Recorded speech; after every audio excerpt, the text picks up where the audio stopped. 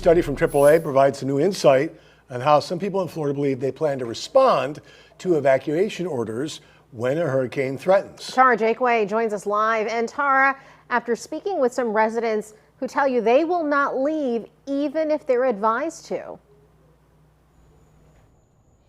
Yes, Felicia and Todd, that is the most head-turning stat from that study, is that 1 in 4 Floridians say they're not going to heed those hurricane warnings and they're not going anywhere. Some say they don't want to leave their cats and dogs. Others cite rising costs of places that they'll have to stay or even ways to get there. You're just better off to stay here and hope that everything works out.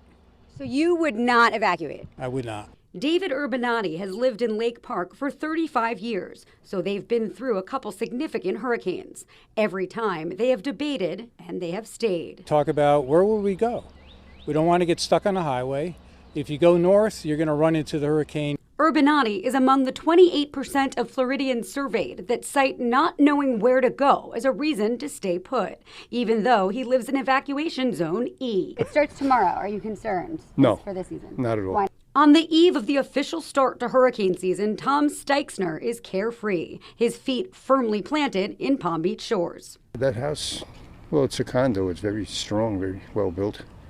We have all the hurricane shutters, everything, you know.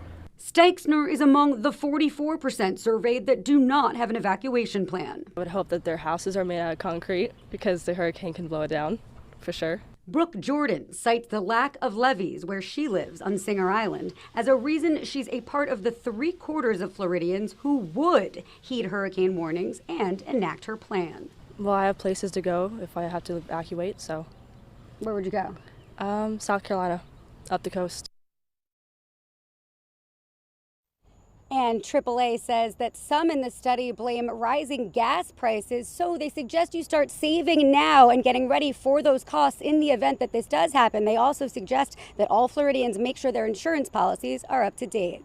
Live in Palm Beach Gardens, Tara Jakeway, WPBF 25 News.